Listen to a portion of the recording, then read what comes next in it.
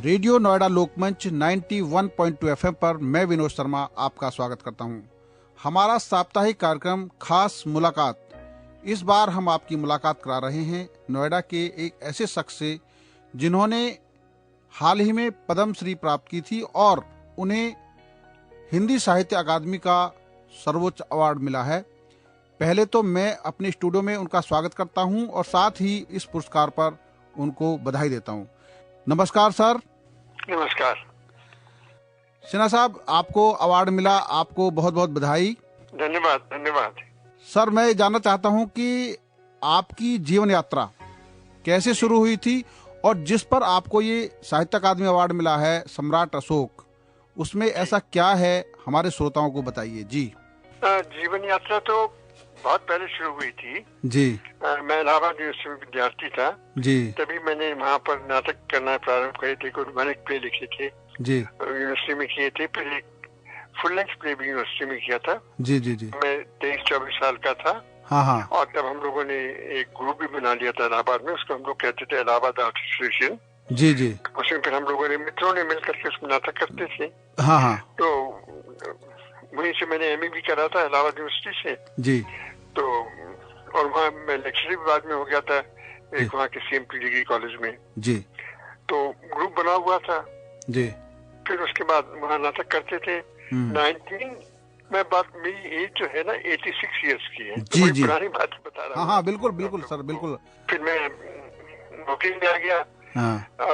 1989 में संगीत नाटक अकेडमी ने एक ऑल इंडिया ड्रामा फेस्टिवल किया था। हाँ हाँ। उसमें अलग प्रदेश से बनाए गए थे जी। तो उस समय उम्र 29 साल की थी, 24 साल की। हाँ हाँ। तो मैं अपना ड्रामा इलाहाबाद से लेकर लिया था उस समय। जी। तो हम फुल टाइम थिएटर में चले जाते, तभी हमें वो भी मिल गया। एनएसडी उसी साल खुला था। तो नेशनल स्कूल ड्रामा में मेरा एडमिशन हो गया था, फेलोशिप मिल गई थी जी।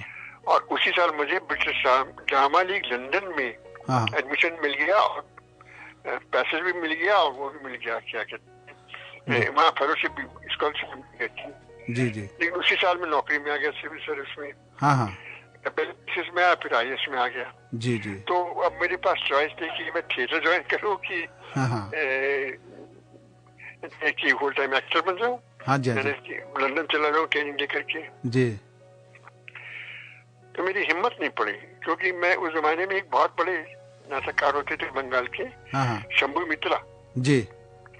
तो शंभू मित्रा से मैंने पूछा कि देखिए मैं यूनिवर्सिटी में लेक्चरर हूँ, कंपटीशन में आ गया हूँ और लंदन का भी स्कॉलरशिप मिल गया और एनएसटी दिल्ली का भी स्कॉलरशिप मिल गया जी। मैं कहाँ जाऊँ, थिएटर करूँ या नौकरी में चला जाऊँ। तो उन्होंने सोचते रहे, बोले तुम नौकरी कर लो। अच्छा। तो मैंने कहा कि दादा आप तो इतनी फेमस है थिएटर में और थिएटर के भीतर गए हैं, आप हमको कह रहे मैं नौकरी करूँ, थिएटर में ले जाऊँ। तो शंभू ने कहा कि देखो भाई थिएटर में जाना बहुत मुश्किल है, it's a leap in the dark, अंधेरे में छलांग लगाना है जी। बीच में हो सकता है गिर जाओ, पता ही नहीं लगी, तो इसलिए बड़ा मुश्किल है, तुम नौकरी ज्वाइन कर लो जी। तो मैंने उससे कहा लेकिन दादा आपने तो थिएटर ज्वाइन करा, हमको सलाह दे रहे कि नौकरी करो। तो वो धीरे से बोले कि जब मैंने थिएटर ज्वाइन करा था तो किसी से पूछा नहीं था जी जी जी। उनका बैंक था कि तुम क्या थिएटर ज्वाइन करो जब इतना डरते हो। तो मैंने नौकरी ज्वाइन कर ली जी। लेकिन नौकरी के दौरान चोरी से जाए या फिर ही नहीं जाता, कभी कभी इधर उधर नाटक करवा देता था, कर लेता था जी। लेकिन लिखता रहा, बराबर नाटक लिखता रहा और मेरे नाटक सफल हुए जी। सब जगह खेले जाते हैं, यूनिवर्सिटी में पढ़ाए जाते हैं विद्यार्थी जी। विद्यार्थी पीएचडी कर सके मेरे। तो मेरी नाटकों की सफलता का कारण ये है जी कि मैं थिएटर से जुड़ा हुआ था जी। तो थिएटर की जो आवश्यकता है नाटक लिखने में, वो उससे मैं पहले से अवगत था। इसलिए थिएटर के ग्रुप जो है मेरे नाटक करते रहते हैं, कभी विभिन्न प्रदेशों में जी जी, हर सब जगह करते रहते हैं। तो ये है मेरी कथा जी जी जी। तो जिसको अभी हाल ही में अवार्ड मिला है, जिसके ऊपर सम्राट अशोक, सम्राट अशोक, कब लिखी थी सर आपने और कैसे उसको, मतलब क्या है उसमें ऐसा, हमारे श्रोताओं को बताइए जी। सम्राट अशोक 2015 में प्रकाशित हुआ था। अच्छा। मुझे अशोक कैरेक्टर जो था उसने आकर्षित इसलिए किया कि मैंने अशोक में और औरंगजेब में बड़ी साम्यता देखी। देखिए, औरंगजेब ने अपने पिता को जेल में डाल दिया था, अपने भाई की हत्या करी थी। अशोक ने भी अपने भाई की हत्या करी थी। सुसीम उनका बड़ा भाई था जो कि राज के लिए हकदार था, उसकी उसने अशोक ने हत्या की थी। और उसने क्या कहते हैं, अपने पिता को भी हत्या में पिता की मृत्यु का भी वही कारण था। तो हमको लगा कि औरंगजेब में उससे बड़ी साम्यता है। अच्छा, ये जो था क्या कहते हैं, मुसलमान बहुत ही अंधभक्त इस्लाम का था, और इन्होंने भी, अशोक ने भी अच्छी धार्मिकता दिखलाई। इतनी धार्मिकता दिखलाई कि इन्होंने खजाना खाली कर दिया, जो मैं सच के बता रहा हूँ। जी जी जी जी। और अशोक थोड़ा बदसूरत था, उसके चेहरे पर कोई दाग था, काला दाग था, स्किन खराब थी। लेकिन उसने अपना टाइटल लिया था प्रियदर्शी। मुझे लगा ये तो कॉम्प्लेक्स कैरेक्टर है जो कि अपनी इंफीरियरिटी कॉम्प्लेक्स से छिपाने के लिए अपने को प्रियदर्शी रखता है। तो नाटक के लिए तो कॉम्प्लेक्स कैरेक्टर बहुत ही अच्छे थीम होते हैं। जी जी।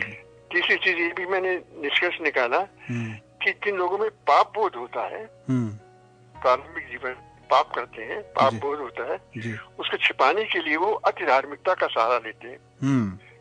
ये औरंगजेब के भी केस में था और अशोक के केस में भी था। तो नाटक लिखने के लिए जो कॉम्प्लेक्स कैरेक्टर तो आइडियल होते हैं, कॉम्प्लेक्स कैरेक्टर नाटक लिखने। जी जी जी। तो मैंने ये नाटक लिखा अशोक, क्योंकि मुझसे पहले जितने भी अज्ञे जी ने भी एक नाटक लिखा था उत्तर प्रियदर्शी, तो उसमें तुमने सीधा सपाट दिखलाया था कि उसने कलिंग युद्ध में विभीषिका से उसको बहुत दुख हुआ और उसने बौद्ध ग्रहण कर लिया। तो वो इतना सिंपल कैरेक्टर नहीं था, उसका कॉम्प्लेक्स कैरेक्टर था। तो मैंने जो नाटक लिखी रिसर्च करके लिखी, सुनी सुनाई बातों पर नहीं लिखी। जी जी जी। और मैंने नाटक के भीतर 14 पेज की या 16 पेज की भूमिका भी दी है। और उसमें मैंने लिखा है कि मुझे नाटक लिखने के लिए कहा स्रोतों से सूचना प्राप्त हुई जिनके आधार पर नाटक लिखना। तो इसीलिए नाटक सफल भी हुआ है, कई शो भी हुए हैं उसके पहले, कई जगह पर हो चुके हैं, और कई ग्रुप्स ने करा नाटक कर, इसलिए शायद उन लोगों ने साहित्य अकादमी की। सर, आपने इतने मतलब नाटक भी लिखे, सिविल सर्विस में भी रहे आप, और साथ में आज भी आप कहीं ना कहीं रचनात्मकता में लगे हुए हैं। आपको लगता है नाट्य कला शैली जो पहले चल रही थी उसमें कहीं थोड़ा बहुत कमी आई है हमारे उसमें, वो शैली को कम प्रदर्शित किया जा रहा है जितना कि दिखाया जाना चाहिए आज के हिसाब से? नहीं, हमारे यहाँ तो कोई पुरानी शैली नाट्य कला की। जी जी। आप नौटंकी को कहेंगे या वो कहेंगे, वो तो पुरानी हमारी नहीं है ना, वो तो पारसी नाटक जो थे बोरोट थे जी। नौटंकी भी बोरोट की। ये हमारी बाकी ना, हमारे हिंदी भाषी प्रदेश में जी मुसलमानों का दबदबा बहुत साल तक रहा। और इस्लामिक एथोस में जी म्यूजिक, डांस, थिएटर हराम है। इसलिए म्यूजिक, डांस और थिएटर इनकी दोनों की एक तरह से मृत्यु हो गई थी जी मुस्लिम शासन काल में। लेकिन नृत्य इसलिए बच रहा जी क्योंकि जो मुस्लिम शासक थे वो पब्लिक में तो नाच देखना पसंद नहीं करते थे, लेकिन प्राइवेटली वो अपने महल के भीतर बुला करके, किले के भीतर बुला करके नाच देखते थे। तो इस तरह से जो हमारा भारतीय नृत्य था उसकी परंपरा कोटे पर चली गई, वेश्याओं के पास बची रह गई जी। और संगीत जो था वो शहरों से तो मंदिर तोड़ दिए, शहरों से तो चला गया, लेकिन जो गांव में और जंगलों में जो छोटे छोटे मंदिर थे वो जीवित बचे रहे। उनमें अष्टयाम की आरती गाई जाती थी जी। अष्टयाम की वो शास्त्रीय संगीत होता था। तो इस तरह से सुदूर मंदिरों में हमारे इसकी संगीत की विधा बची रह गई, शास्त्रीय संगीत की विधा बची रह गई। लेकिन थिएटर नहीं बच पाया क्योंकि थिएटर ग्रुप एक्टिविटी है, पब्लिक में जनता भी चाहिए बहुत सारी, तो इसलिए थिएटर नहीं बच सका। तो थिएटर का रिवाइवल तो थोड़ा बहुत तब हुआ जब अंग्रेज आए और अंग्रेजों की छावनी में शेक्सपियर के नाटक होते थे जी। तो उनके वो कुछ पारसी जो ठेकेदार जो छावनियों में दूध या कल्ला सप्लाई करते थे, उन्होंने देखा जी। तो उसकी नकल में उन्होंने पारसी थिएटर बनाया, मगर वो भारतीय नहीं था, वो इम्पोज था, नकली थिएटर था, जिसके की थीम भी बड़े अजीब अजीब से होती थी, मशरकी हूत गुनाही नाक, जो जनता से भूत नहीं था। जी जी जी। तो जो लेकिन पारसी थिएटर में जब 1932 में टॉकी सिनेमा आ गया, पहले तो बहुत मुख्य सिनेमा था, जब टॉकी सिनेमा आ गया तो उसके बाद पारसी थिएटर खत्म हो गया 1932। आज जो नाटक हम देखते हैं तो कोई हमारे पास पुरानी विधा नाटक की है ही जो हमारी अपनी हो। आज जो नाटक देखते हैं आधुनिक नाटक, तो वो हमारे यहाँ प्रोफेशनल थिएटर नहीं है, हमारे यहाँ जो कुछ भी है वो अमेच्योर थिएटर है। बच्चे करते हैं अपनी अपनी तरह से, 2-2, 4-4 शो करते हैं। लेकिन थिएटर तो शो तो तब हो जब 1000 शो 2000 शो, तब थिएटर मानी कि हमारे पास सच में थिएटर है। हमें लंदन में एक नाटक हो रहा है, उसका नाम है माउस ट्रैप जी। 1952 में उसकी शुरुआत हुई थी, आज तक खेला जा रहा है। तो मतलब उसके 30,000 से ज्यादा शो हो चुके, 35,000 शो हो चुके। तो थिएटर तो वो है जो कि जनता सपोर्ट करे, दर्शक सपोर्ट करे। जी जी जी जी। आज जो थिएटर है एमेच्योर थिएटर, वो जब सरकार से ग्रांट लेती है, 1 लाख 2 लाख 3 लाख, और उसमें नाटक करती है 2 लाख करके, और टिकट बिकते नहीं है, जनता सपोर्ट। टिकट बिके तो इसका मतलब जनता का सपोर्ट हो, पास बात करके तो हॉल भरते हैं। तो अभी थिएटर हमारे यहाँ असली स्टेज पर है। सर एक चीज और है, अगर हर बड़े शहर में इस तरह के ग्रुप बने जो हर महीने कोई ना कोई नाटक का मंचन करते रहे। नहीं तो ग्रुप तो बहुत बन गए हैं जी जी, लेकिन हमारे यहाँ सरकार को जो करना चाहिए जी जी जी, वो थिएटर हॉल बनाने चाहिए।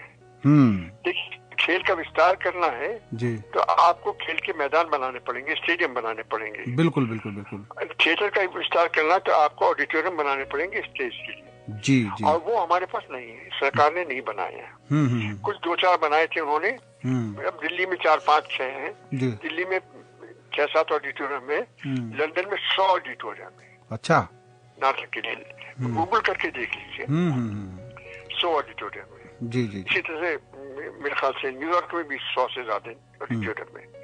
हमारे यहाँ सरकार ने 60s में जब टैगोर की सेंटेनरी थी जी जी, तो हर स्टेट के कैपिटल पे एक एक थिएटर बनवाया था जी। लखनऊ में रविंद्रालय, दिल्ली में रंगशाला, चंडीगढ़ में टैगोर थिएटर, और भोपाल के भीतर भोपाल में रविंद्र जी रंगशाला नाम से, अलग नाम से जी जी। तो इस तरह के, मगर उसके बाद 60s के बाद सरकार ने थिएटर बनाई नहीं। तो बेसिक चीज है कि सरकार ऑडिटोरियम बनाए, एक्स्ट्रा इंफ्रास्ट्रक्चर दे जी। अगर खेल के मैदान नहीं होंगे तो खेल का कैसे विकास होगा? बिल्कुल बिल्कुल सही बात। थिएटर का विकास तभी हो सकता है जबकि उसके लिए थिएटर हॉल हो। सरकार ने 60 के बाद से, मतलब आप समझ लीजिए 60 साल से जी कोई इंफ्रास्ट्रक्चर फैसिलिटी नहीं दी है थिएटर वाला। और जो नाट्यकर्मी काम करते हैं नाटकों में, चाहे लेखक हो, एमेच्योर थिएटर है, मैंने बताया ना एमेच्योर। नहीं ठीक है, मैं ये बात कर रहा हूँ सर, प्रोफेशनलिज्म जब बढ़ेगा लोग उसकी तरफ अट्रैक्ट होंगे, तभी तो जब उसमें सरकार इसकी तरफ ध्यान देगी। देखिए अगर ऑडिटोरियम अच्छे होंगे तो लोग धीरे धीरे नाटक ज्यादा करेंगे, रेगुलरली करेंगे, सस्ते ऑडिटोरियम होंगे। आज जो 4 से 10 ऑडिटोरियम दिल्ली में बहुत महंगे हैं जी जी जी। एक शो का 60,000, 80,000, 1 लाख रुपए 3 घंटे है। तो ड्रामा का विकास कैसे होगा? तो अमेच्योर थिएटर है, किसी तरह से बेचारे करते हैं, ग्रांट लेकर के करते हैं, तो 2-3 शो करके खत्म कर देते हैं जी जी जी। तो अब 2-3 शो में तो दर्शक आएंगे नहीं ना नाटक का। तो इंफ्रास्ट्रक्चर सरकार की जो सबसे कमी है कि उन्होंने स्पोर्ट्स के लिए तो बहुत काम करा है जी जी, लेकिन थिएटर के लिए कुछ नहीं काम करा। ठीक बात ठीक बात। सर एक बड़ा महत्वपूर्ण सवाल ये है कि आप सिविल सर्विस में रहे, तो आपके सामने कोई ऐसी घटना भी घटी जिसके बाद आपके मन में इच्छा हुई हो कि इस पर भी एक नाटक लिखा जाए? ऐसी घटना बहुत हुई, लेकिन व्यक्तिगत नाटक नहीं लिखा है। अच्छा, ऐसी सिविल सर्विस में ऐसा घटना। हाँ, क्योंकि वो बड़ी लोकलाइज हो जाती ना। जी जी जी जी। अच्छा, अच्छे नाटक की लोकलाइज तो आपको किसी घटना पर लिख दी छोटी सी। जी जी। लेकिन जब तक कि नाटक अगर में विचार तत्व ना हो, हाँ हाँ बिल्कुल, जब तक कि उसके भीतर एक व्यक्तिगत अनुभव ना हो बल्कि सामाजिक अनुभव उसमें हो, तो वो अच्छे शेष नाटक होते हैं। लेकिन नाटक तो कोई विचार लिखते हैं, लेकिन हमारे जैसे फॉर इंस्टेंस सम्राट अशोक है, जी जी जी, तो ये तो कॉम्प्लेक्स नाटक है ना, बिल्कुल, हाँ हाँ बिल्कुल बिल्कुल, विचार नाटक भी है। जी जी जी जी, इसके पीछे विचार भी है कि मैंने बताया था कि वो कॉम्प्लेक्स सफर करता था। जी जी जी जी। और आखिरी सवाल सर ये है कि पूरे देश में आपने देखा होगा नाटक लिखने वाली शैली जो थी, पहले बहुत लोग नाटक लिखते थे, आजकल कम हो गए हैं, तो आप किन लोगों का नाम लेना चाहेंगे जिसको ये श्रेय दिया जाए कि हाँ नाटककार के रूप में ये लोग हमारे देश में रहे हैं जिन्होंने इस शैली को आगे बढ़ाया? जी देखिए, हमारे देश में नाटक तो विकसित है ही नहीं, हाँ है ना, विकसित नाटक नहीं है जी, तो नाट्य लेखन भी विकसित नहीं है ना, नाटक विकसित है जी। मैंने बताया ना, और विदेशों के मुकाबले में हम लोग तो शुरुआती स्टेज पर हैं, बहुत निचली स्टेज पर हैं जी जी। बंगाल और महाराष्ट्र के मुकाबले में भी हमारे यहाँ नाटक की परंपरा नहीं है। थोड़ा बहुत जिन्होंने लिखा है, जैसे कि जो हिंदी में नाटककार है उसमें शुरुआत से आप लिख लें तो भारतेंद्र हरिश्चंद्र ने एक नाटक लिखे थे, जयशंकर प्रसाद जी ने नाटक लिखे, उसके बाद में फिर ये मोहन राकेश का भी नाम है, भारतीय ने भी नाटक लिखे हैं जी जी। तो इस तरह से नाटक लिखते चले गए हैं, लेकिन अभी तक वो कभी मंच नहीं है जी जी, तो पढ़ने की चीज बंद करके रह गए। लेकिन नाटक जो है जी द्विआयामी विधा है, नाटक साहित्य भी है जी और नाटक मंच की कला भी है जी। और विधाएं जो है संगीत, नाटक, संगीत और नृत्य या साहित्य, ये सब एकांगी विधाएं हैं जी जी। ये नाटक द्विआयामी विधा है, तो नाटक का पढ़ने में वो साहित्य लगे, शेष साहित्य हो और मंच पर भी उतनी सफलतापूर्वक मंचस्थ हो, वो अच्छा नाटक होता है जी जी जी। तो इसलिए ज्यादा अच्छे नाटक लिखे ही गए हैं, क्योंकि जो नाटक लिखते हैं जी वो थिएटर नहीं जानते जी, और जो थिएटर करते हैं वो बेचारे साहित्य नहीं जानते, इसलिए हमारे अच्छे नाटक लिखे ही नहीं गए। बिल्कुल ठीक है, हमारे साहित्य की सबसे कमजोर विधा है नाटक। तो इसको प्रोत्साहन करने के लिए आप क्या राज्य सरकार, हमारे सरकारों से क्या कहेंगे, और समाज में जो लोग इस कहेंगे राज्य सरकारों से कि भैया गिव अस इंफ्रास्ट्रक्चर फैसिलिटी। आप चाहते हैं खेल का उद्धार हो तो आपको खेल के मैदान देने पड़ेंगे जी। अगर आप चाहते हैं थिएटर विकसित हो जी तो आप ऑडिटोरियम दीजिए जी जी जी। और जब ऑडिटोरियम होंगे तब तमाम लोग आसानी से स्टेज करेंगे। अगर मान लीजिए ग्रुप ने पैसा इकट्ठा करा है जी और 60-70 हजार रुपए हॉल के किराए को देने पड़ेगा, तो बेचारा नाटक कैसे करेगा, टिकट तो बिकते नहीं है। बिल्कुल बिल्कुल बिल्कुल। तो बेसिक चीज ये है कि आप सस्ती रेट पर ऑडिटोरियम सप्लाई कीजिए जी जी जी, बनाइए, बहुत सारे बनाइए, कम से कम दिल्ली में 50 ऑडिटोरियम बने, हर क्षेत्र में बने ऑडिटोरियम, और सस्ते दाम पर हो। तो फिर देखिए, फिर स्वतः प्रेरणा से नाटक ग्रुप आएंगे और उसमें जो अच्छे हैं वो एप्रिशिएट करे जाएंगे, वो सर्वाइव कर जाएंगे, तब अच्छे नाटक भी लेके जाएंगे, अच्छे नाटक भी होंगे जी जी जी। अभी नहीं तो कुछ नहीं है। सर, आपने रेडियो नोएडा लोकमंच 91.2 FM पर समय दिया और अपने विचार व्यक्त किए, और जो सम्राट अशोक नाटक कैसे लिखा गया, उसमें क्या विचार थे, सब हमारे श्रोताओं के साथ आपने जानकारी शेयर की, इसके लिए आपका बहुत बहुत धन्यवाद सिन्हा साहब। देखिए, मैं एक बात कहना चाहूंगा, मैं नोएडा का हूँ, मैं नोएडा में रहता हूँ, सेक्टर 26 में जी जी, इसलिए नोएडा की रेडियो पर आकर के मुझे बहुत प्रसन्नता हुई, आपने बुलाया, धन्यवाद जी जी जी। बिल्कुल बिल्कुल बिल्कुल, थैंक यू सर। अभी आप सुन रहे थे पूर्व IAS और नाट्यकर्मी, नाटककार पद्मश्री दया प्रकाश सिन्हा जी को, जिनको हाल ही में साहित्य अकादमी अवार्ड से नवाजा गया है। उन्होंने अपने विचार हमारे साथ शेयर किए। ऐसे लोगों को आपके साथ हम जोड़ते रहेंगे। आप सुनते रहिए रेडियो नोएडा लोकमंच 91.2 FM, आपकी अपनी आवाज। धन्यवाद।